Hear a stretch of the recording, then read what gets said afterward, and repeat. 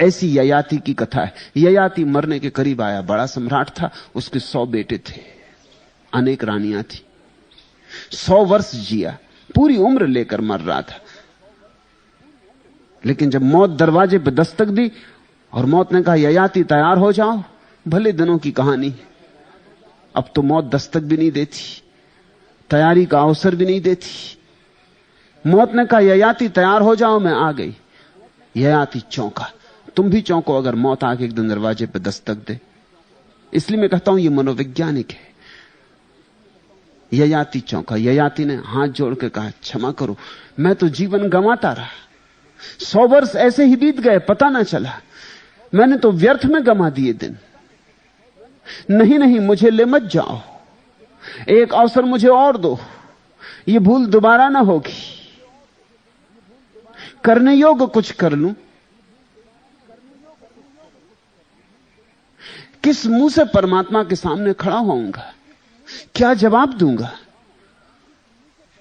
पुरानी कहानी है, मौत को दया आ गई। मौत ने कहा ठीक, लेकिन किसी को मुझे ले जाना ही होगा। तुम्हारा कोई बेटा जाने को राजी हो? 100 बेटे थे। ययाति ने अपने बेटों की तरफ देखा। ययाति 100 साल का था, उसका कोई बेटा 80 साल का था, कोई 70 साल का था, वो भी बूढ़े होने के करीब थे, लेकिन 80 साल का बेटा भी नीची नजर कर लिया। सबसे छोटा बेटा उठ के खड़ा हो गया, वो अभी जवान ही था, अभी 17-18 का होगा। उसने मौत से कहा मुझे ले चलो। मौत को उस पर और दया आई। मौत ने कहा कि तेरे और बड़े भाई हैं, वो कोई राजी नहीं होते, तू क्यों जाता है? अपने बड़े भाइयों से क्यों नहीं पूछता तुम राजी क्यों नहीं होते? उसने पूछा अपने बड़े भाइयों से, कहा आप जाने को राजी क्यों नहीं? पिता के लिए जीवन नहीं दे सकते? बड़े भाइयों ने कहा कि जब पिता 100 साल का होकर जाने को राजी नहीं, तो हम तो अभी केवल 80 साल के हैं कि 70 साल के, अभी तो हमें जीने को और दिन पड़े। और जिस तरह पिता नहीं कर पाया जो करना था, हम भी कहां कर पाए। पिता को तो 100 वर्ष मिले थे, नहीं कर पाया। हमें तो अभी 80 वर्ष ही हुए हैं, अभी 20 वर्ष और कायम है, अभी हम कुछ कर लेंगे। फिर भी जवान बेटा तैयार था, उसने कहा मुझे ले चले। मौत ने पूछा कि तू मुझे पागल मालूम होता, तू तो अभी जवान है, अभी तूने कुछ भी नहीं देखा। उसने कहा जब 100 वर्ष में मेरे पिता कुछ न देख पाए तो मैं भी क्या देख पाऊंगा? 80 वर्ष में मेरे भाई नहीं देख पाए, 70 वर्ष में मेरे भाई नहीं देख पाए, तो मैं भी क्या देख पाऊंगा? मेरे 99 भाई कुछ नहीं देख पाए, मेरे पिता कुछ नहीं देख पाए। पिता 100 वर्ष में भी मांग कर रहे हैं कि जीवन और चाहिए। इतना ही पर्याप्त है मुझे दिखाने को कि यहां दिन सोए सोए बीत जाते हैं। तुम मुझे ले ही चलो, मेरा जीवन इतने भी काम आ जाए, मेरे पिता के काम आ जाए, तो भी सार्थक उपयोग हुआ। मैं निरर्थक नहीं गंवाना चाहता, ये कम से कम कुछ सार्थक उपयोग है कि मैंने पिता के काम आ गया। इतना तो सांत्वना रहेगी, संतोष रहेगा। 100 वर्ष बीत गए, फिर मौत आई और वही की वही बात थी। ययाति फिर रोने लगा। उसने कहा कि क्षमा करो, मैं तो सोचा है कि अब 100 वर्ष पड़े हैं, अभी क्या जल्दी है, जी लेंगे। फिर मैं पुराने ही धंधों में लग गया। अभी तो 100 वर्ष थे, बहुत लंबा समय था, वे भी गुजर गए।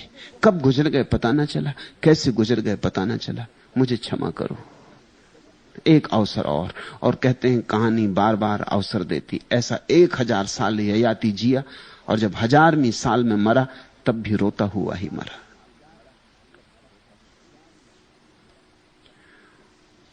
तुम भी मरते क्षण में जब मौत तुम्हारे द्वार पर आके खड़ी हो जाएगी, रोओगे कि मैं कुछ कर ना पाया, राम का स्मरण न कर पाया, कोई पुण्य का अनुभव न कर पाया, कोई ध्यान का झरोखा न खोल पाया, समाधि की मुझे गंध न मिली, मैंने जाना ही नहीं कि मैं कौन था, मैंने जाना ही नहीं कि अस्तित्व क्या था, मेरा कोई तारतम्य न बैठा, अस्तित्व से मेरा कोई मेल न हुआ, मेरा कोई मिलन न हुआ परमात्मा से। मुझे छोड़ो। मगर जितनी आसानी से ययाति की कहानी में मौत छोड़ देती, वैसा नहीं होता। वह तो कहानी है, प्रतीक है।